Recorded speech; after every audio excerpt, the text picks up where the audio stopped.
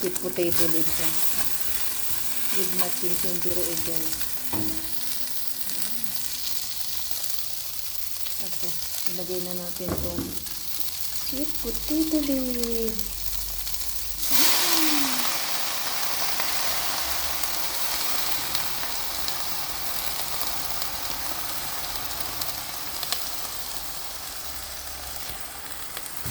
Haluin lang natin.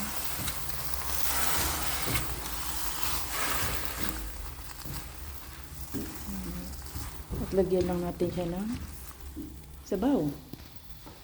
Ang hinahalo ko lang usually dyan is itong turmeric guys. Kung mapapansin nyo, lahat ng luto ko may turmeric. At syempre ito, black pepper. So no salt tayo guys. And lagyan lang natin ng konti sabaw. At takpan. Ayan na, pakuluin lang natin siya guys. At mamaya is luto na siya mga megay. Walang sahog. O yan ang sahog niya, yung pinaka-century. Ayan. Kambing tayo, kambing.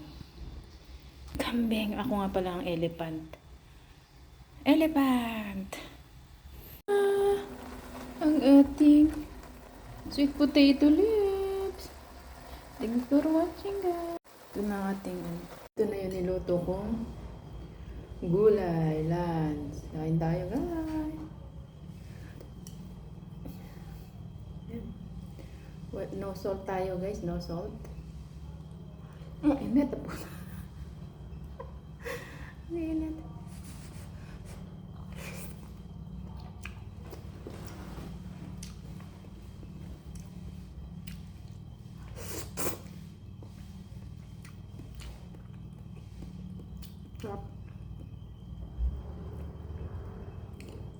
Kung kayo magluluto ng gulay, century egg ihalo niyo pampalasa.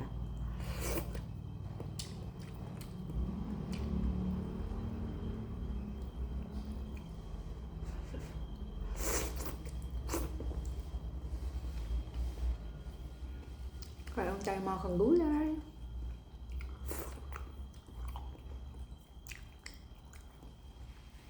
Tignan natin kung totoong healthy pag kumain ng gulay.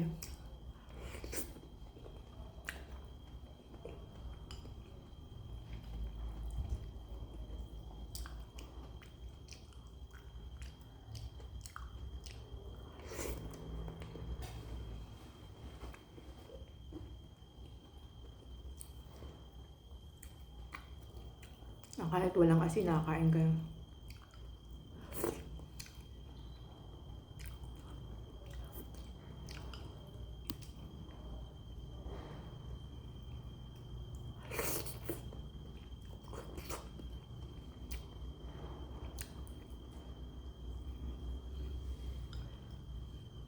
Sarap po. Sweet potato.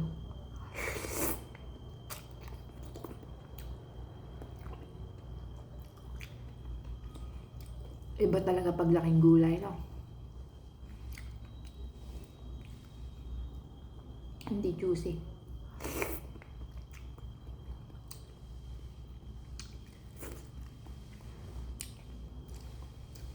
Kahit ano ipaulam mo sa akin, basta gulay, go!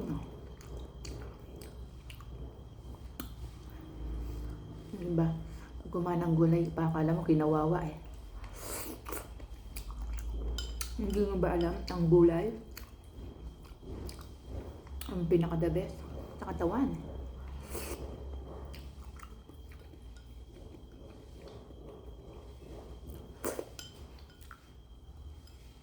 Sabang arito, walang saba.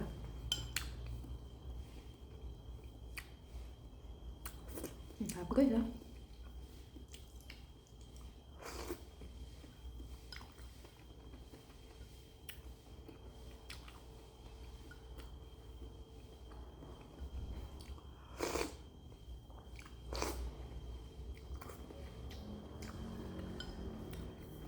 Bigyan niya ba kayo yun?